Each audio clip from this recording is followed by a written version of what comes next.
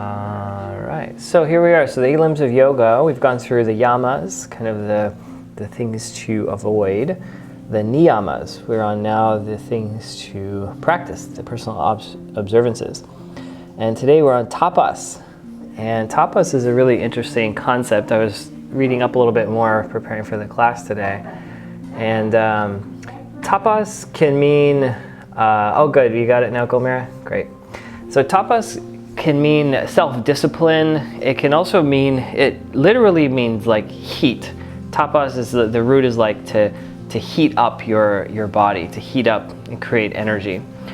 And there's some analogies they're saying it's like the heat of a mother hen sitting on an egg that helps the transformation, that helps the kind of like mature the egg and allow it to crack through and kind of come into the world and be born. So this heat is kind of like our spiritual warmth that cultivates the inner experience so that we can become enlightened. We can reach our nirvana or samadhi, as they call it.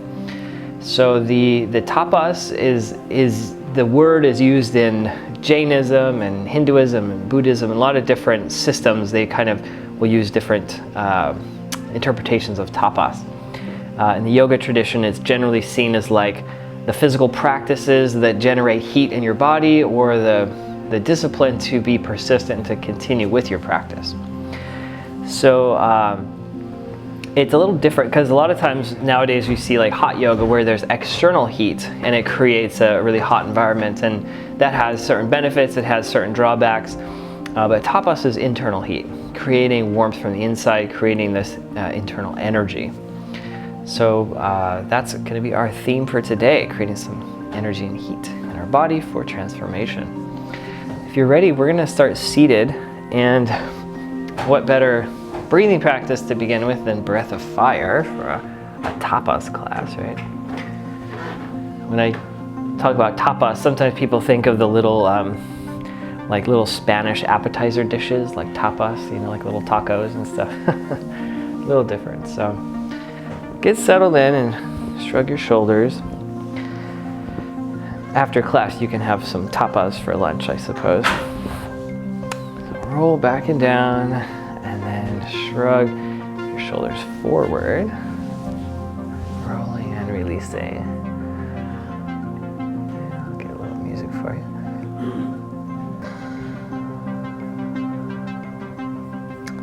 Oh, I better share it now. Shrugging forward. And then bring your hands to the knees, and you can rotate your waist, circling around, getting some warmth flowing through your midsection, your back and hips. Let me know anytime if the audio sounds funny. A little loud, okay. And then rotate back the other way, circling.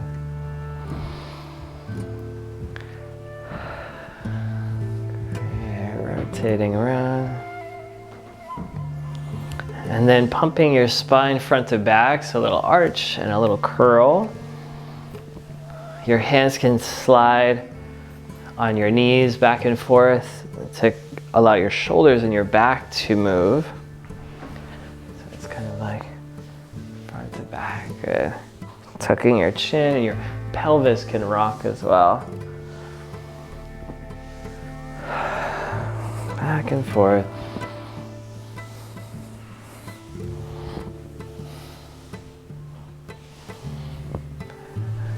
Nice. All right, now for the breath of fire, Kapalabhati, bring your hands to your low abdomen. And you're going to make a pump with your belly. Exhale and inhale through the nose only. And let the exhale come strongly and powerfully, and let the inhale just come naturally without any effort. So back and forth, breathing through the nose. And you're creating a little pump, trying to get some heat like a bellow into the belly, like stoking a stove or a fireplace. You don't really want the heat going up to your head. It's the energy goes up to your head. It's kind of like cooking rice and then the steam rises up.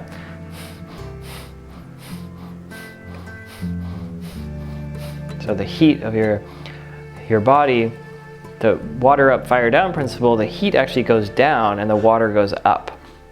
So to make the water evaporate and rise like steam to cool the head, the heat has to come down. So you bring the heat and the energy down. You can go a little faster if you like. Low belly goes in and the pelvic floor comes up. So up and down, up and down. So you're pumping the PC muscles, the pelvic floor, perineum.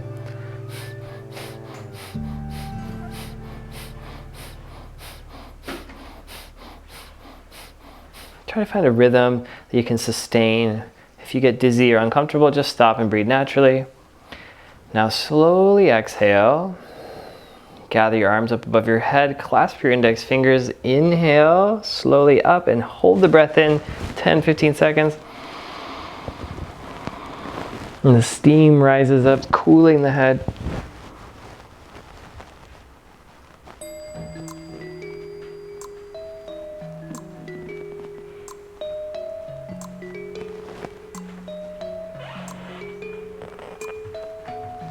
Whenever you're ready, you exhale, let the arms down. Just pause for a moment, notice and feel the body's sensations.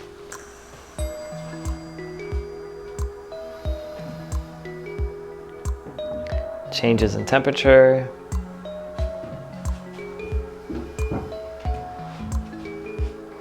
And let's do another round. Bring the hands to the low belly and pumping, breath of fire. With practice, you can do this pretty rapidly.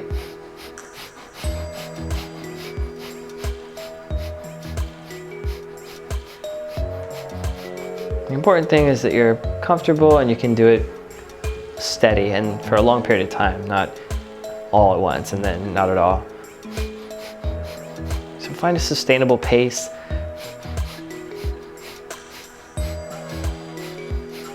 If you're trying to build a fire, you don't want to burn all the paper at once and then just have the whole thing extinguish. Start nice and easy and then little by little you can build a long-lasting inner heat.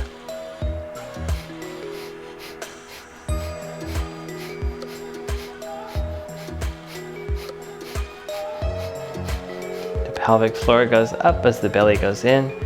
Pelvic floor goes down as the belly goes out in a steady rhythmic pace.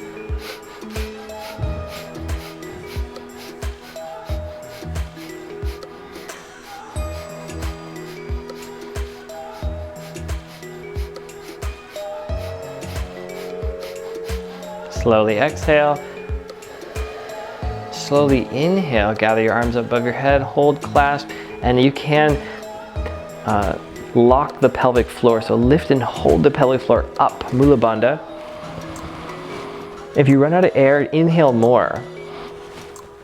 Take little sips of air, hold it 10-15 seconds. Lift and hold the pelvic floor up, up, up, lock the root.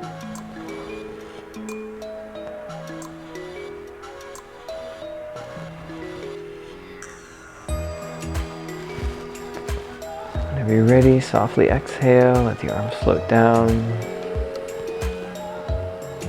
The energy settles into your lower dantian, low belly. Just pause, breathe, observe.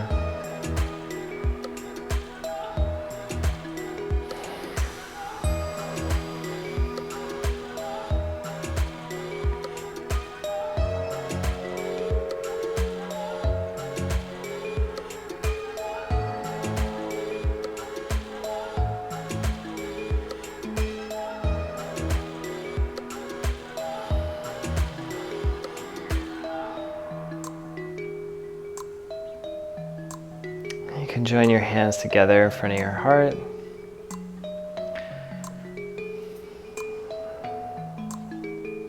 Tapas can be used to burn away the old things you no longer wish to experience or to have or to hold. What is something that you would like to sacrifice into the fire of your practice today?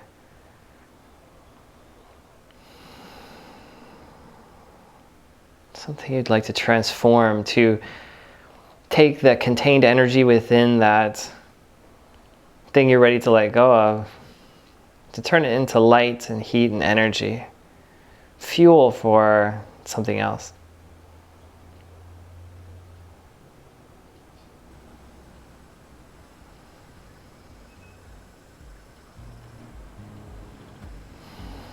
Take a deep breath in and breathing out.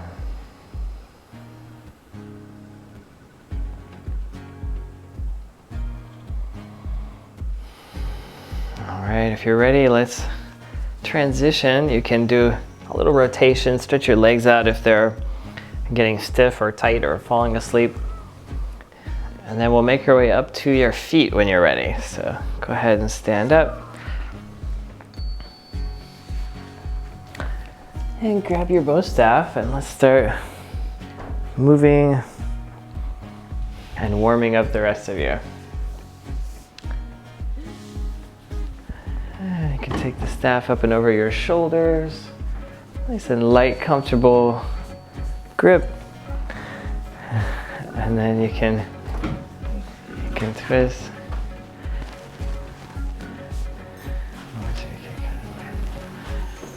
And lightly rotate.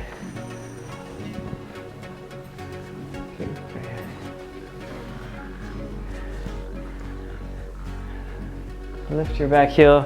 I'm trying hard not to knock things off. We're in my sister-in-law's house. And we got long sticks. Roya's parents are with us here off the screen. We're all trying to swing 5 and 6 foot bow staffs in one room without hitting each other and breaking any lamps. You can lift that back heel as you rotate. And then swimming forward, rotate. Nice and smooth. I think I'm off screen, aren't I? My computer is perched on a package of diapers. A nice makeshift tripod.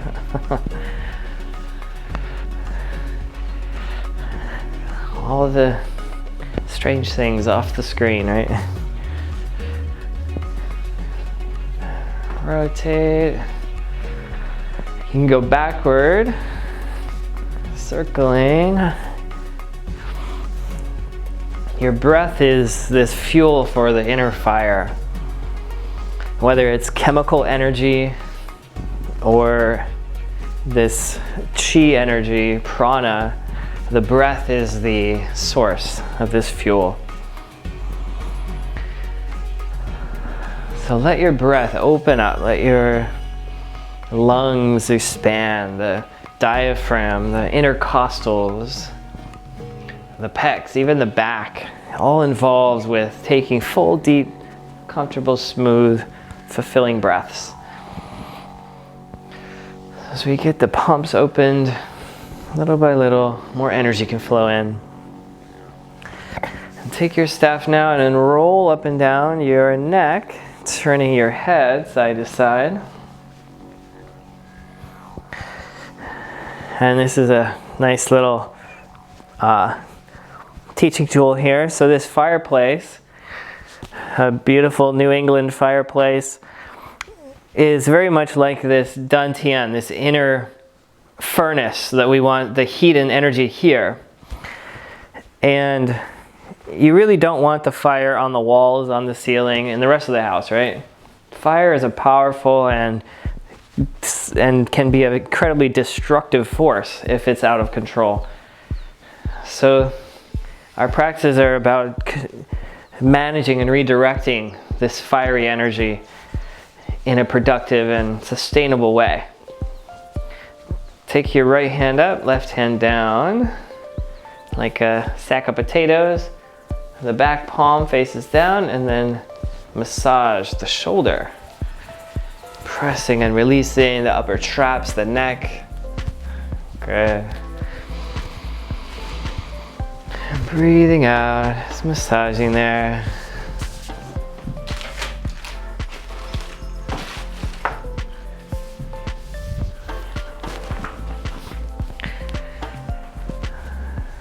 So when you start to feel your head getting hot, your neck getting hot, you turn into the red face, fiery, head exploding emoji. Cool it off by releasing neck tension, shoulder tension in particular. Slide the front hand in close to your body and then press down and hold it there. Tilt your head away from the staff and breathe. Let that warmth melt out of the neck, the jaw, the face. You're breathing out, it's like the chimney releasing the smoke. Releasing the exhaust. Wonderful. Now take your hand and slide it up to the top, and then switch your hands now. Release the back hand and trade sides. So now you've got the sack of potatoes on the other shoulder, and then the back palm down.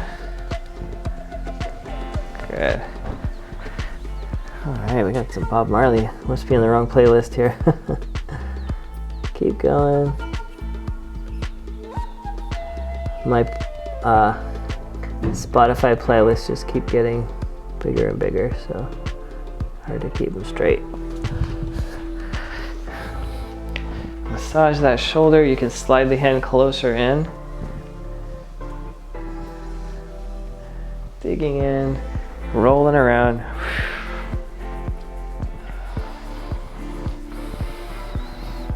So getting good circulation, kind of keeping the head cool.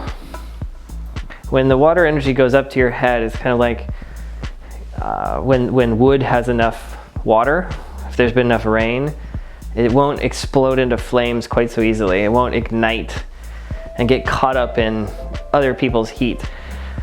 So keeping the neck and the shoulders relaxed and hydrated and nourished, you won't feel like you're a tinderbox and the littlest things will set you off. So water up, fire down. The essential principle. All right, take your press down on the shoulder, tilt your head and stretch the edge of your neck and breathe. Exhale.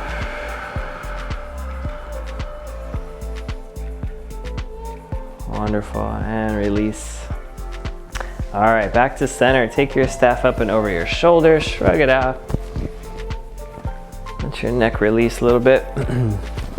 We'll continue opening up your shoulder joints. Take your hands wide, feet wide, and now slowly circle around your body in a vortex.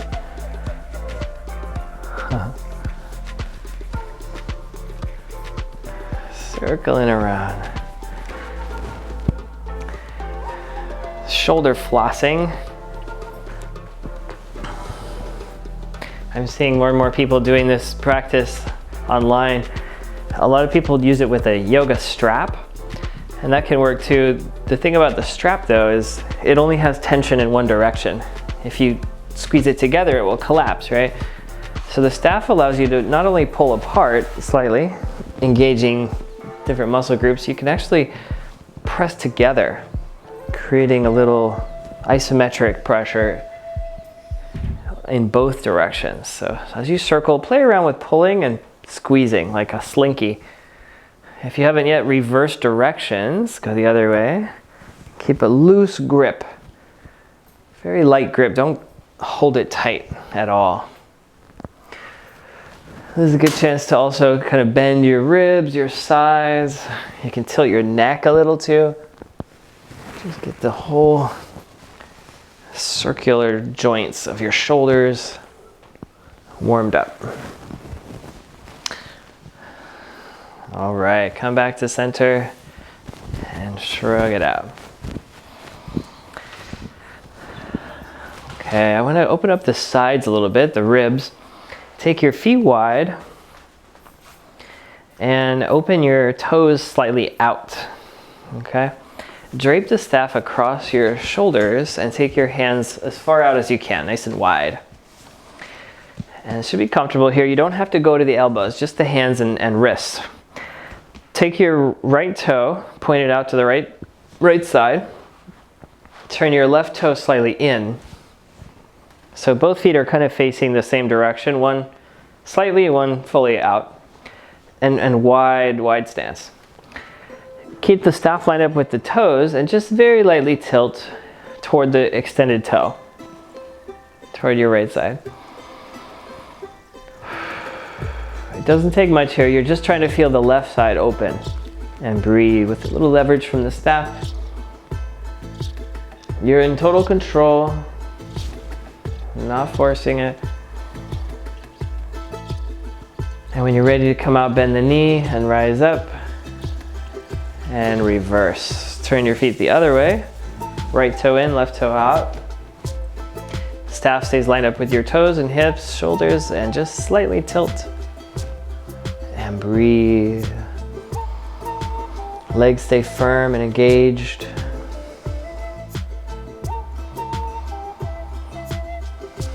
Feel the lungs expand into that space on the side of your body. Bend your knees and come back to center. Feet forward and release. All right, staff up and over. Shrug your shoulders out. Roll it out. Okay, take it to the side like you've got a hiking stick. And then take the staff behind your back and take it up really high.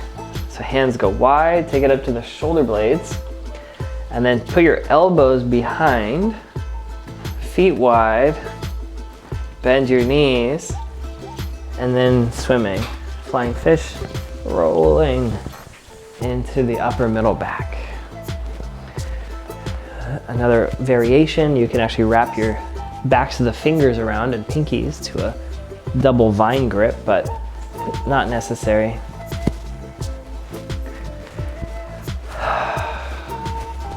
Get some of that heat, create inner warmth through the middle back.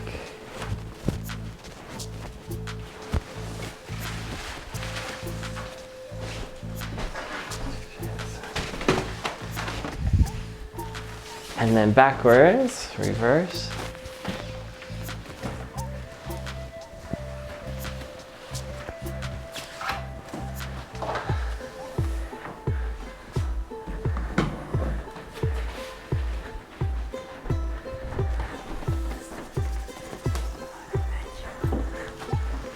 All right, back to center now and slowly rise up. Keep the staff nice and high. We're gonna do a chest opener from here. So your shoulder blades and your hands will slide in so your chest opens. And then gently arch, lift the heart, big smile, and breathe.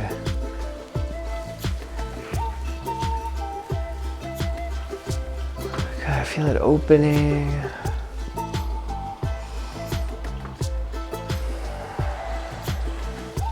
Just be patient here, there's no rush. Let the warmth soak into your body.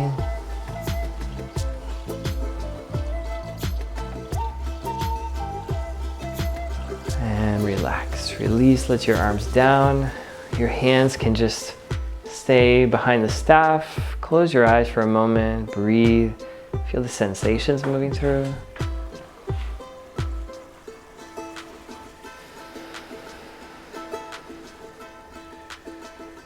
Excellent. Take your feet wide, plant the staff at the front center. And your feet apart, your hips go back, and stretch your arms forward.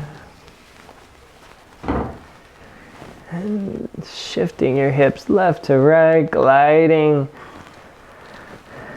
sending the warmth into the joints.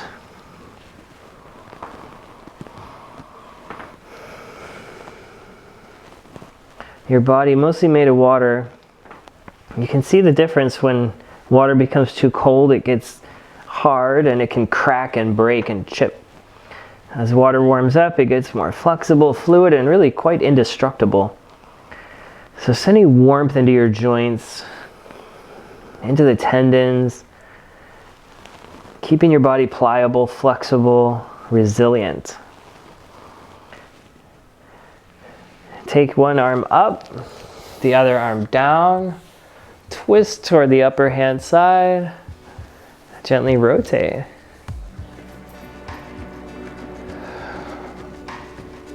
Like you're squeezing and twisting a warm sponge filled with water.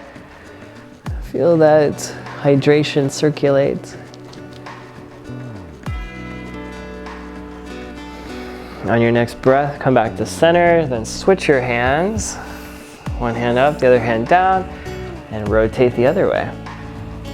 You can play around with the bottom hand straightening and bending the arm. You can use the flexibility of the staff to access and palpate the lats and the back muscles.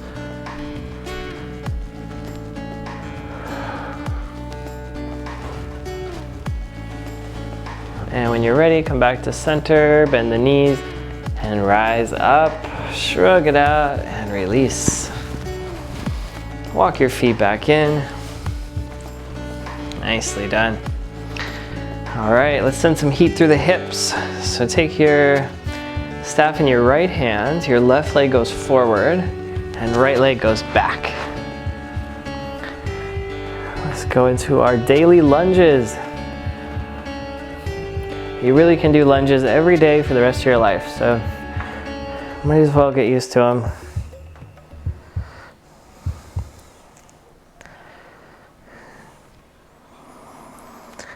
Or at least just every day that you sit, you can do lunges. You can skip the days where you don't sit at all. All right, hold that lunge, take your free hand high, inhale. You can lighten the touch on the staff, or if you're feeling balanced, even take both hands up and rise into warrior one.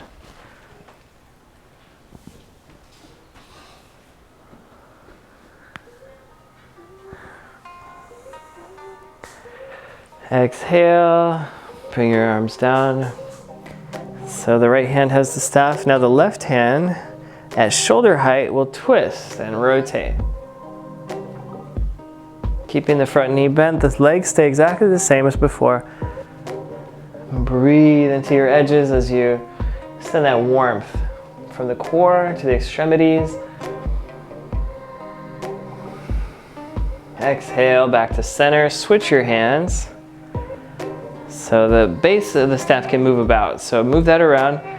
I like having it sometimes to the outside of the leg when I rotate the other way, so you have more of a wider base. Comfortable breathing.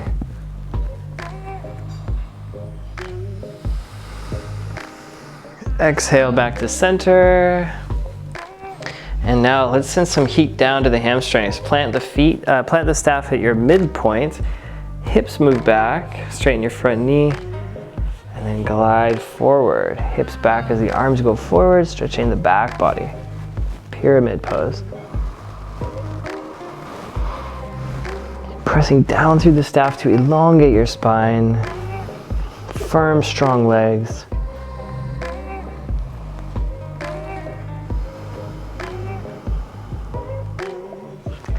And then bend your front knee and rise up. Return. Lovely. Switch your legs. So now the right leg forward and the left hand holds the staff. Glide into your lunge. So I just heard a little chirp in my ear, which means my earphones are about to die. I haven't charged them this trip, so at some point I'll probably switch my audio to the computer. Hopefully you'll still be able to hear me okay. But let me know if my voice, if you don't hear from me for a couple minutes, maybe my audio is dead, so make sure to let me know. All right, and then hold that lunge, raise up high, inhale. Warrior one. Another option is crescent lunge, where you go up on the back foot, you lift the back heel. It's a little harder, a little more challenging. If you want to take your hands up high, feel free. You don't always have to take the more challenging option. Sometimes less is more. you're ready, come back down. Plant both heels if you've lifted one of them. The free hand now will twist and rotate. Good, and looking back, keep that front knee bent. Feel the hips waking up too. Exhale, return, switch your arms. You might move the base around as needed and twist the other way. Your head turns at the end. Try to lighten your touch on the staff. If you find that you're unconsciously just grabbing and hanging on it, try to just touch it with your fingertips.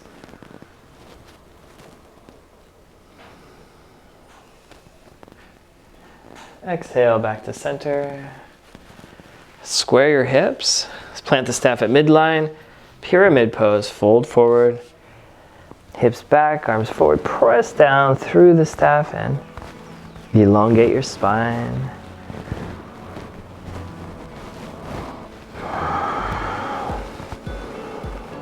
This one in particular will generate a lot of heat usually. Feel a lot of sensation through the legs as you firm the quads, lift the arches. And then bend your front knee, rising back up. Walk it in and shake it out. Fantastic. Okay, hopefully you're feeling nice and warm. Let's get your hips warmed up a little bit more as we're continuing to move the heat down. Take the staff to one side, hand to the hip. The same side leg will rotate. Another one you can do day in and day out. Balance hip mobility and hip strength all at once. For a challenge, lighten the touch on the staff or even take it up in the air.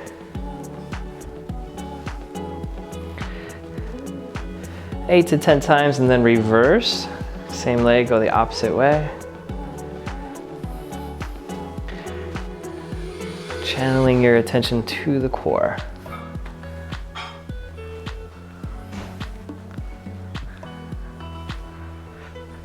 Nicely done, and give your leg a shake, release. Other side now, switch.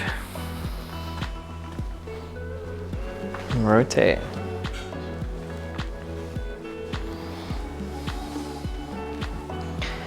The staff is kind of like a scaffolding that you use to build a building. You use it to build the structure, and then you might take it away at some point.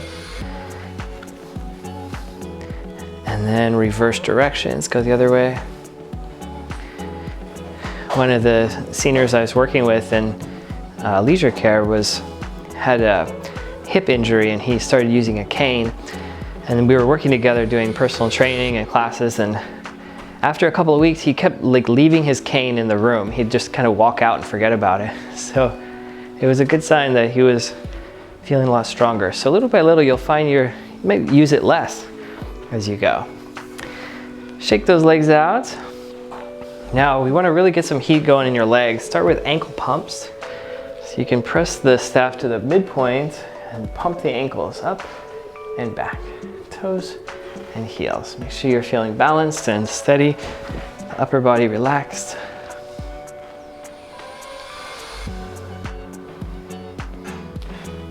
All right.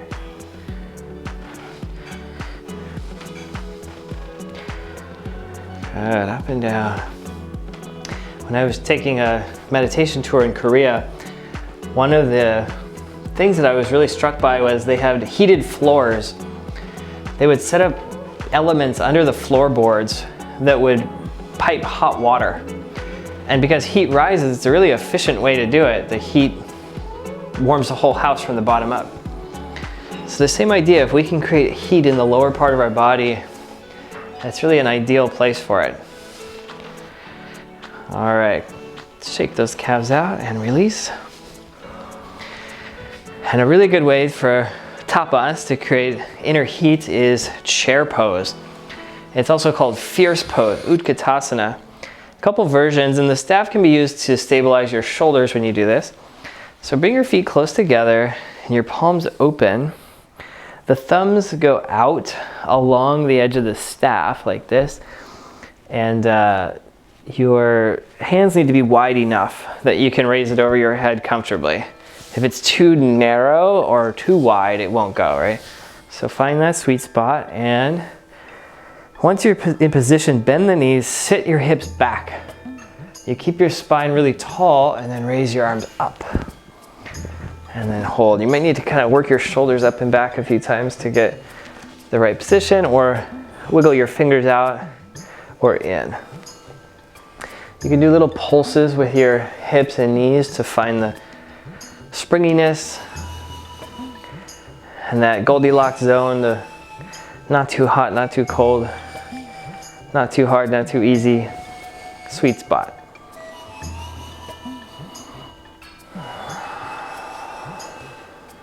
Once you settle in, hold it there. Feel the heat gathering in your core, rise up and arms down. Let the heat sink down to your toes, take a breath. For such an easy looking pose on the outside, it can be pretty intense on the inside. We're gonna do it again now, same thing. You may need to make little adjustments as you experience the first round now. Make little changes for the second. Go ahead, sit back down, arms up. Your eyes can look up at the staff, creating a drishti, a focal point. As long as you're not cranking your neck, neck is neutral. See if you can wiggle your toes, meaning that your weight is in your heels, which means your knees will be happy, not overdoing it. The kidneys, the lower back should get nice and warm too, in general. Breathe that heat down, tapas. Go ahead, rise up, arms down. All right, relax, and shrug it out. Nicely done. All right, back to center. We've got a little bit more heat elements for your lower body. Take your staff to the right side and bring it in front of you. Lift your right knee up in the air and balance. Now you may need to also hold something else, maybe a wall or a chair along with the staff, so use that if you need it. And then kick forward, fire kicks, 1, 2, 3. Try to relax the shoulders, maybe even let go of the staff a little. 5, 6, 7, use your core.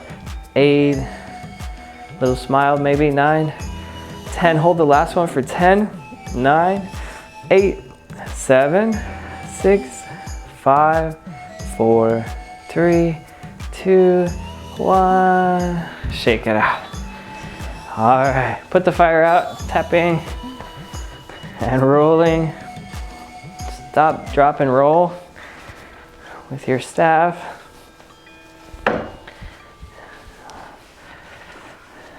Good.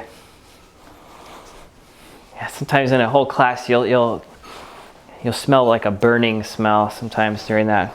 All right, switch. Left hand, left leg, raise up, hover, find your balance. Fire kicks. 1, your toes stay down, and you can kick low to begin with, and then as you get more stable, you can kick higher. But pace yourself.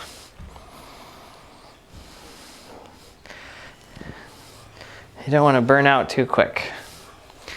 7, 8, 9, 10. Now hold the last one.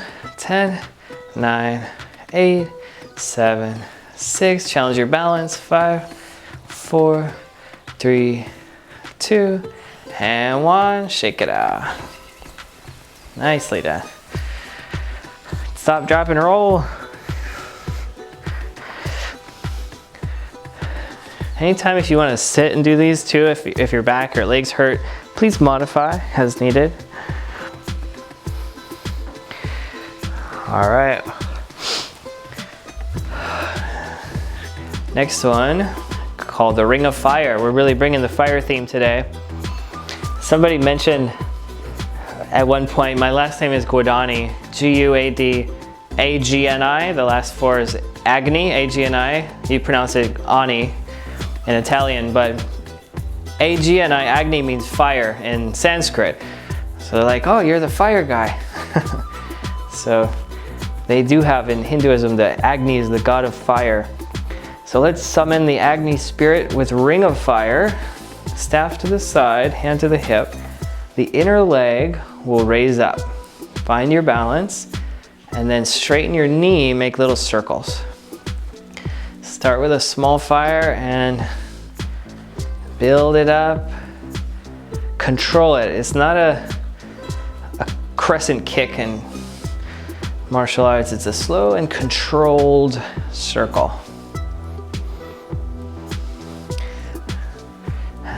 Little by little, rotating around. Ring of fire. Circle. Okay, reverse, same leg, go back the other way. A little fire held over a long period of time can do wonders. It doesn't have to be a dynamic movement to get a lot of benefit. Just like cooking, too much fire, you can burn your food and ruin it, so don't overdo it. All right, shake it out and release. If there's any cramps, tap them out or roll.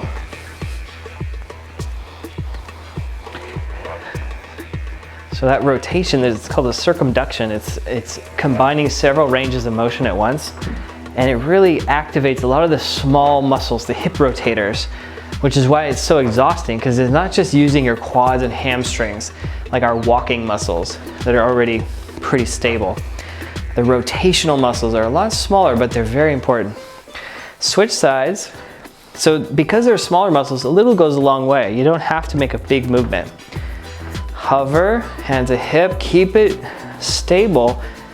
And how slow you go is actually how much control you have. The slower you go, the more control you'll summon. Slow and steady, control and centralize your power in your core. Activate this furnace in your belly, tapas. Ring of fire, reverse, go back the other way. Check if your shoulders are tight, relax the upper body. A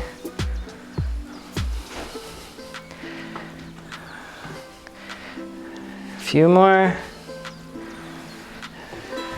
Take a break if you need, one more. All right, release and shake it out. Okay, tap and roll. Okay, my left earbud just went dead. I think my right one's still working. Hopefully you can still hear me. So, yep, thumbs up. Okay, good. Tap it out. All right, and shake it out, release.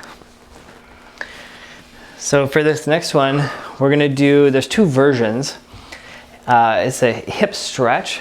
So if you wanna do this one seated, you can sit and cross one leg over and fold and do the figure 4. And that's a good way to do it. And if you wanna do it standing, you take the staff on the same side leg and you cross it over standing. So pick your favorite version. Sitting is okay, and then you sit down and stretch the inner hip. Lean the staff into your shoulder, keeping it nice and stable. And breathe. Feel the outer hips waking up.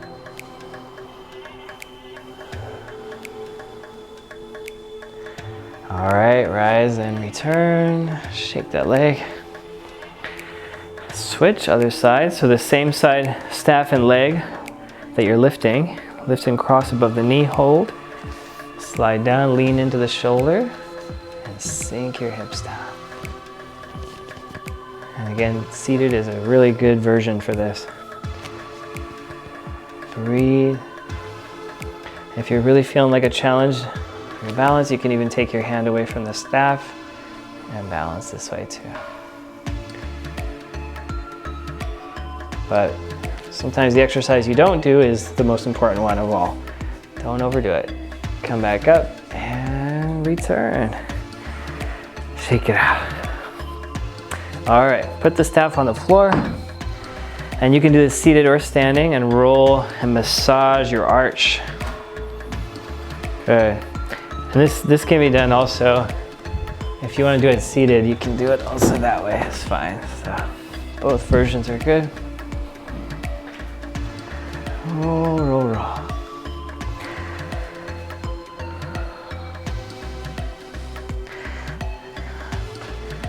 You guys worked up a sweat? I sure have. I don't know if it's just warm in here, but hopefully you've got some heat going in your body. Press and release, milking the foot. Press and release, massaging. Water up, so that sweat on your forehead and your neck obviously cools your body, right? The water takes the heat out. So that's a little bit of sweat on your forehead and neck is actually a really good way to keep your head cool. And during class, if you get overheated, just putting a little water on your hands and or washcloth and keeping your face and neck a little bit moist will also be a great way to cool your head.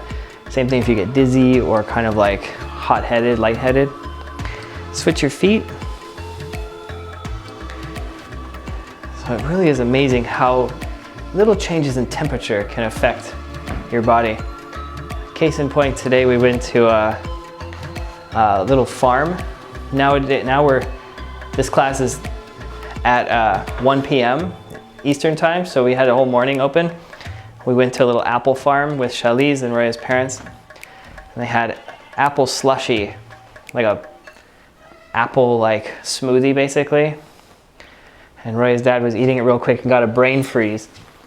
And so if you've ever had a brain freeze, that temperature change can create a profound effect on the nerves in your body and your brain.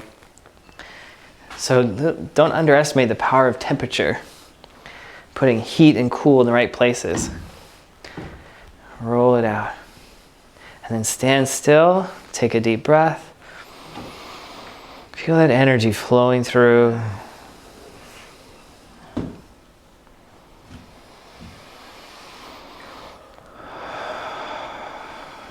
Feel the energy circulating top to bottom, in to out.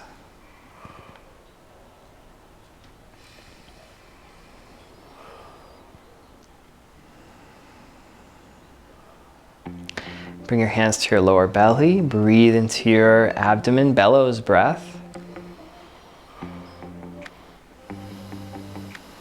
Feel that warmth, concentrating, centralizing.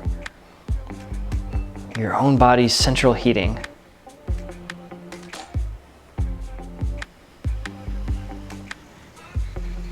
This change in temperature not coming from the thermostat, not coming from a fireplace or burning fuel.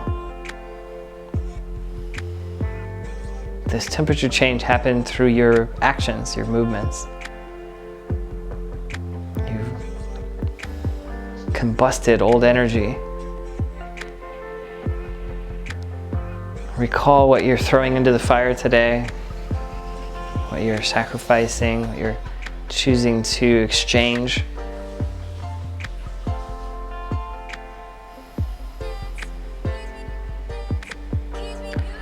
And rub your belly clockwise, breathe in deep. Another great use of heat and temperature, Roya was at the eye doctor the other day and she was complaining about dry eyes. And the eye doctor said a hot compress. So take an eye pillow or something, a hot compress, put it in the microwave and then put the heated pad on your eyes, let it rest for 10 minutes. And it releases the oils around your eyes and it actually can help with dry eyes. So just a very simple thing if you suffer from dry eyes or you're looking at screens a lot, a hot eye pillow. And everybody should have an eye pillow anyway, it's a fantastic tool. Let's take a 30-second water break with all this heat. Let's make sure we stay hydrated. Come back in a little bit less than a minute.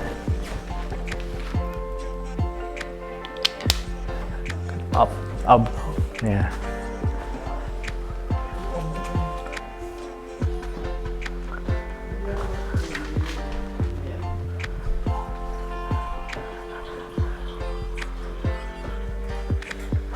Amazing.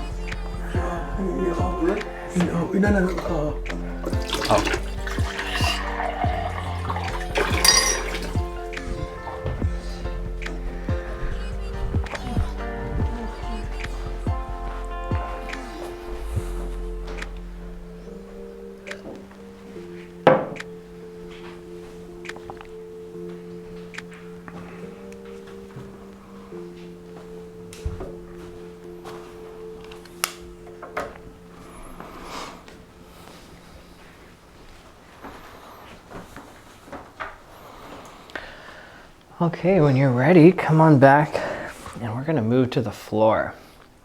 So we wanna keep the heat kind of down, so we're gonna do some grounding practices and take with you a pillow, something like a folded blanket, something you can sit on that's gonna elevate your hips, that's stable when you sit on it. So a pillow or something like that, yeah.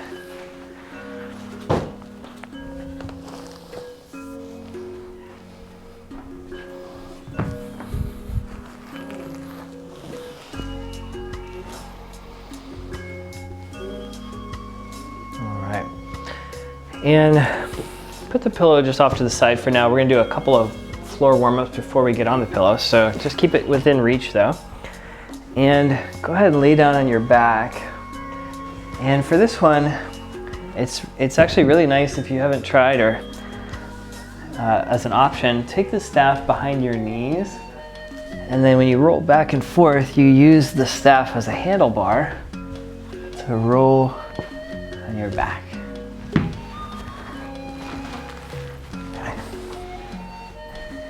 Roll up and down.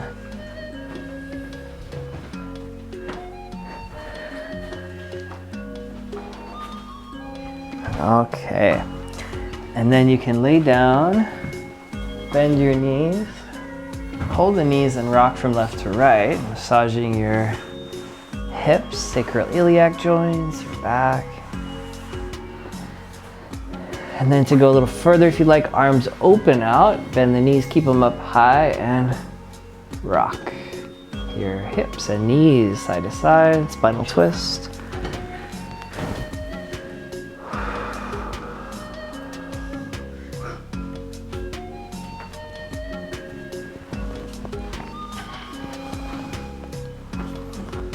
All right. And either rocking and rolling up or rolling to your side and coming up. Once again, put your staff behind your knees and you're gonna sit up nice and tall, okay? And you don't need a pillow quite yet for this one, but you're gonna place the staff behind the knees and close together. So your feet and knees are really close and your hands will slide in so that there's the grip is really stable. And we're gonna do boat pose, Navasana. Most people, they love to hate it, but hate to love it. And shrug the shoulders up and back, and then you're gonna balance. And start with this kind of low boat with the shins and the knees bent to start with. Now make sure behind you should be clear. Okay, so make sure if you fall back or roll back, you're nice and clear. Okay, and you can come down and rest and kind of stretch it out a few times and just get some warmth going. Okay, make sure you've got space behind you here, so kind of rotate. So you've got enough space behind you, and then one more time, shrug the shoulders, pull back with your arms. Your arms are active here, pulling in, bringing your chest forward, and then you can straighten your toes if you like. Don't overdo it. You can extend your legs or keep them bent. Okay? There should be no back pain. Yeah, feel the heat gather. All right, come back down, release. Very nice. All right, roll your back one more time. So either without or with the staff, roll and go up and down. And you can also go side to side. Okay, that's a good way to get the internal temperature turned up. Okay. Roll to your side. And now you're going to sit up on your pillow. And make sure that your hips are elevated. So you sit up high up on the pillow. And get the longest staff that you have. So if you have multiple sizes, get the longest one you have. 6 foot is ideal. 5 footer will work too though. And you're gonna sit up tall. And then take the staff behind your back. Okay? Both palms face forward. So this is Dandasana, staff pose, believe it or not. So take your staff around the side. We're gonna move to Marichi's pose, a seated twist. So let's go left side, put it between your feet. So the tip is between both feet, but your hand is holding from the back. So you go from back, both palms forward to the side, hold. Then you bend the free leg, wrap your arm around, and you should have the other palm open to feel the chest open and stretch. Okay. Just breathe nice and slow.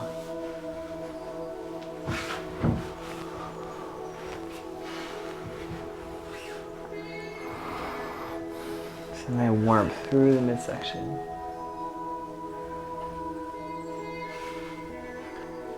All right, exhale, rewind. So release your leg, pick the staff up, take it off your foot, and come back to center. Okay? So once again, it's really important that you follow step by step, otherwise you'll get tangled up. So you're holding the staff. So from the front view, it looks like this. Your feet are forward, and the staff is behind you. The palms both face forward.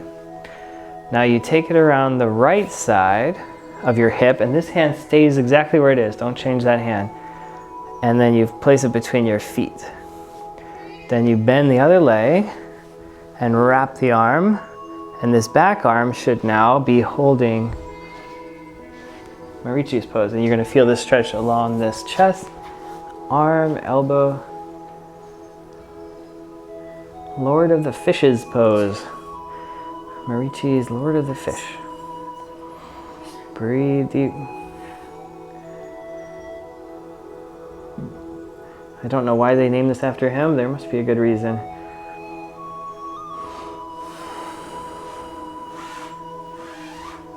All right, when you're ready, slowly release your arm, your leg.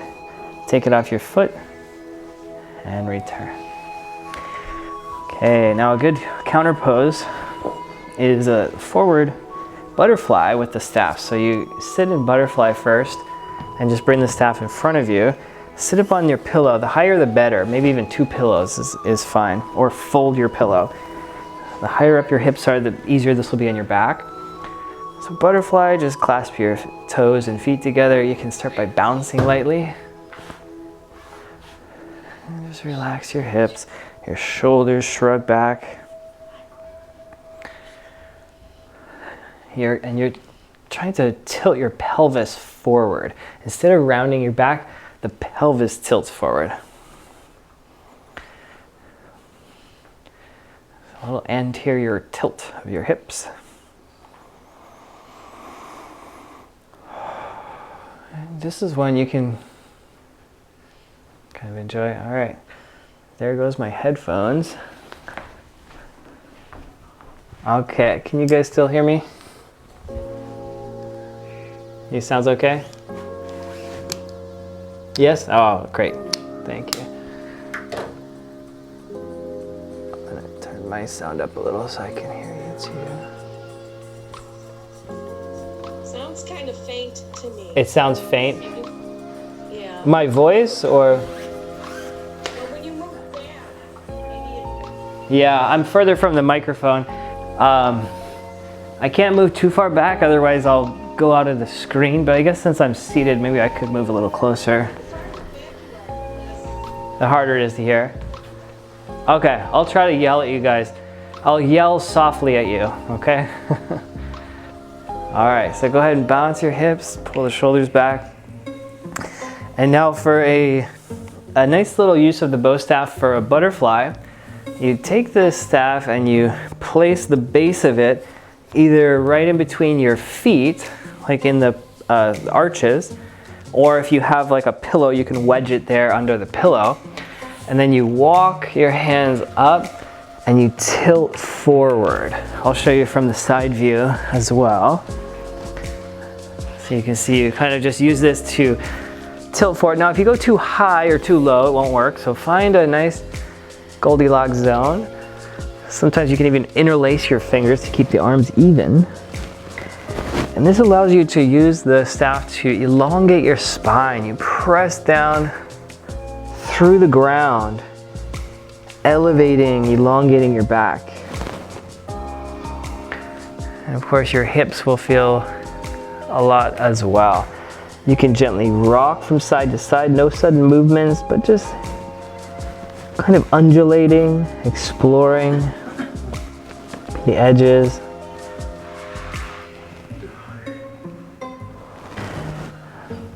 All right, come back up and release and return. Fantastic. Let's do just a couple of hands and knees, quadruped movements. So come to hands and knees. If you want to use a pillow or cushion for the knees, you can.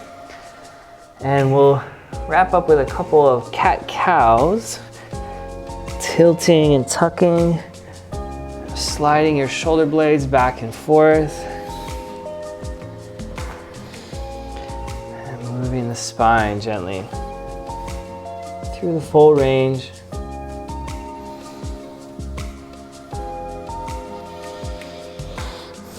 If you want to link your breath, you can inhale cow, exhale cat.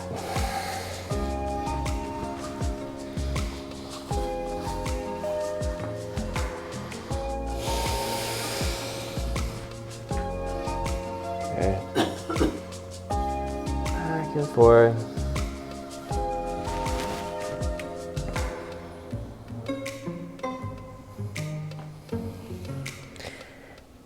And then bring your knees apart and your feet together, your hips back into child's pose. Stretch out into child's pose. This can also be done with two chairs. If you sit on one, put your hands on the seat of the other. Let your back open, breathing out.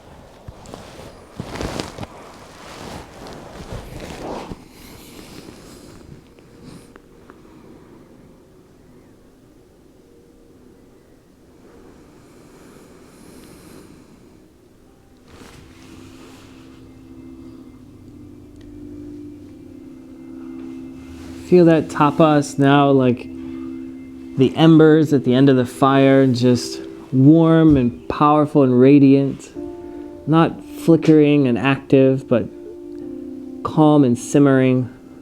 Feel that heat soaking into the core, the hips, your central channels.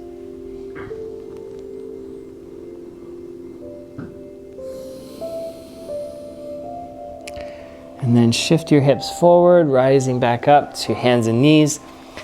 Take about a minute now for any stretches or shapes or movements that you want to do. You could just go through a couple that feel nice, or you could even, like a cat waking up from a nap, just stretch without forming an official position, but just moving in ways that feel good.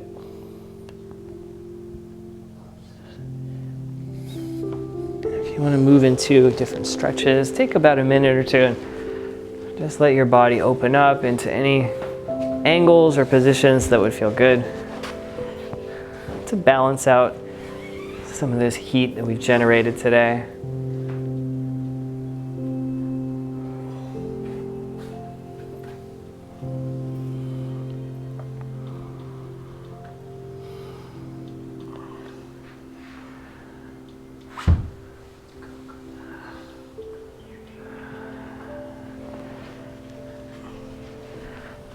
A little yoga recess, a little free time.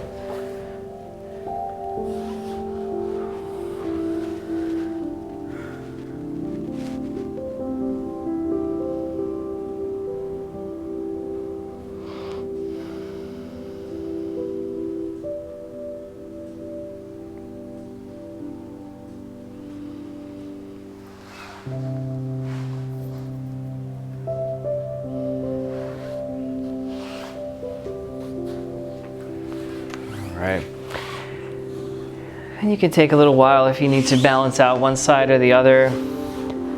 And then eventually we'll move down back to the floor into Sleeping Tiger. And if you already know Sleeping Tiger is difficult for you, you can use a pillow to prop your pelvis. So you can put a pillow under your hips, and then when you raise your legs up, it makes it a whole lot easier, which you may or may not want. If it's too easy that you don't feel anything, you might want to take the pillow away. You want to feel a lot of heat gathering, a lot of energy collecting in your core. Your knees are a fist width apart, the ankles slightly flexed, the soles of the feet open like satellite dishes, drawing energy in, fingertips at the lower belly, your elbows wide, your shoulders back, your chin down, and feel a gentle rise and fall of your low abdomen.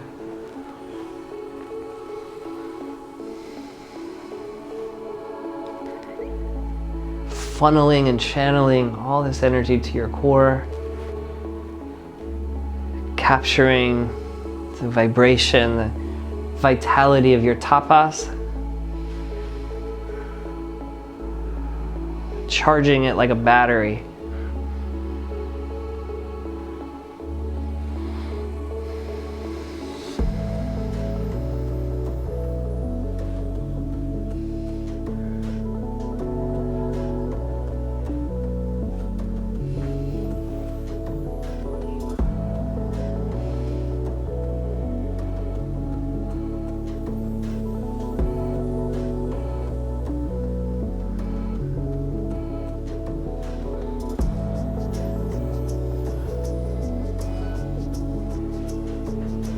Keep holding it for another minute or two.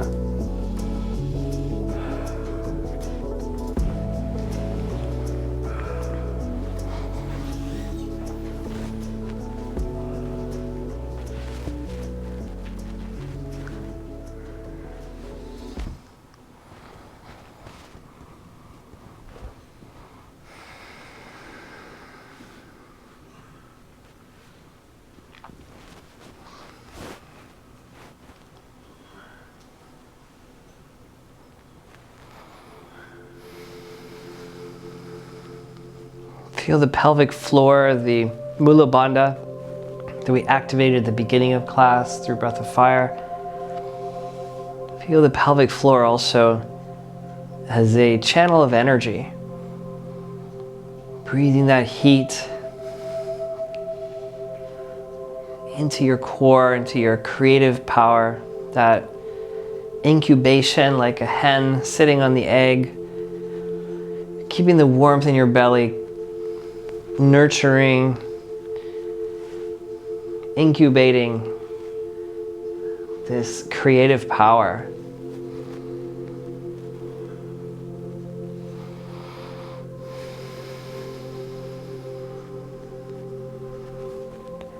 And as you sacrifice something into this fire, something you're ready to let go of, consider where you want this energy to be directed as well. What do you need this energy for?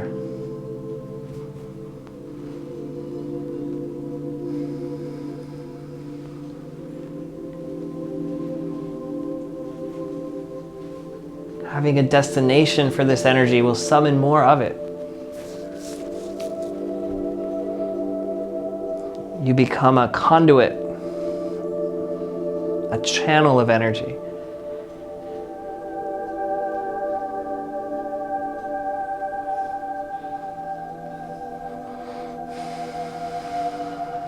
And when you're ready, you can tuck your knees, hugging them close to your body, and circle your hips gently.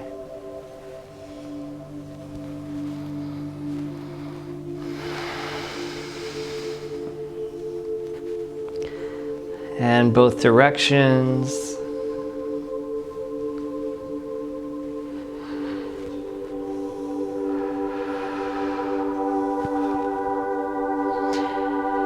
And then Reaching up, grab your feet into happy baby pose. If your bow staff is within arm's reach, you can even use that to press into the soles of your feet and draw in. Gently releasing your hips and back.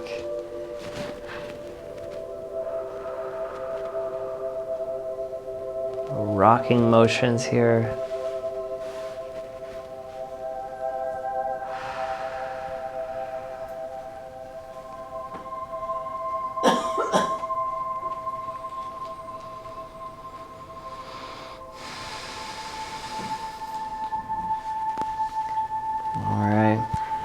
And make your way into a resting position. If you want to do any final stretches, some twists, maybe a bridge pose, lifting your hips up in the air.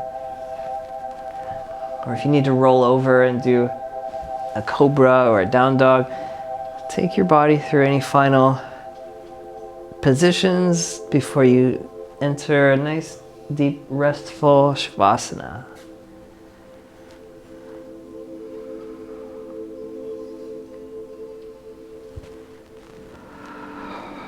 And when you're ready, use any props you have available to make your body comfortable.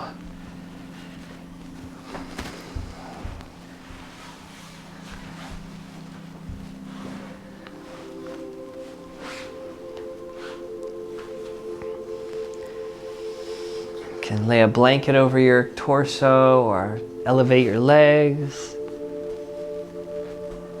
Close your eyes, and if you feel your head is busy and buzzy, or you would like to relax deeper, you can rock your legs in and out for a minute or two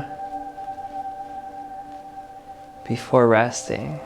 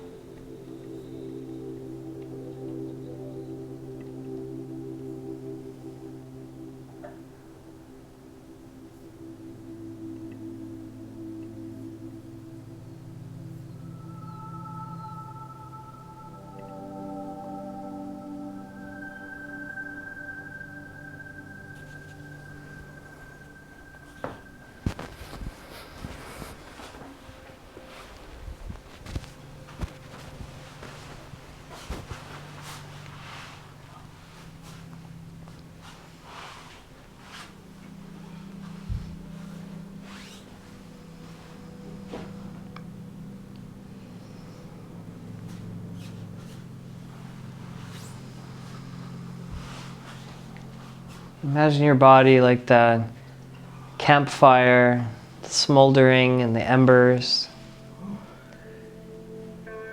Powerful radiant heat.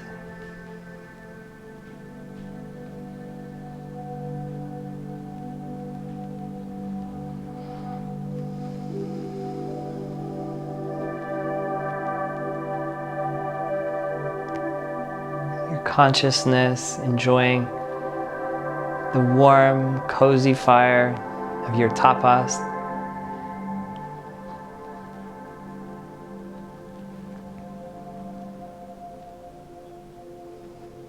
Your mind gathering inside of your body.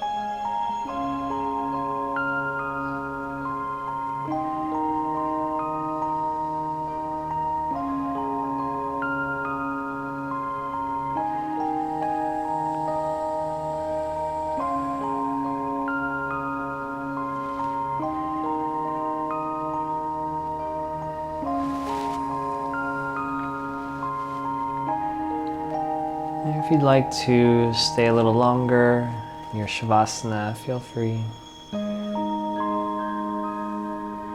If you're ready to transition, you can begin moving your hands and feet.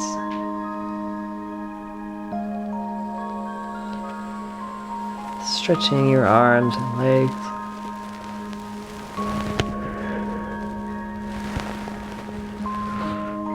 And bending your knees, rocking from side to side.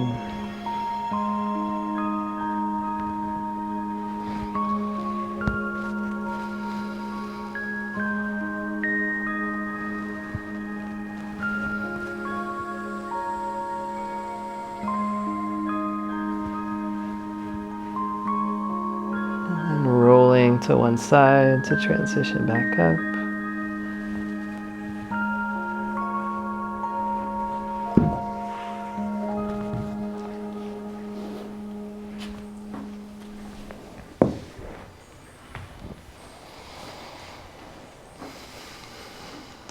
Let's join your palms to Anjali Mudra.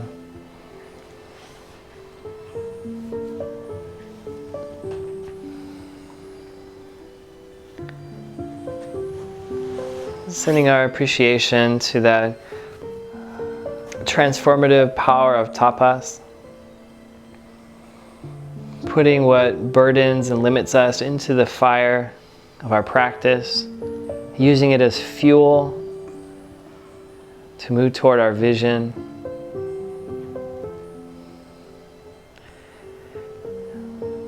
I hope you take this fire with you through the rest of your weekend.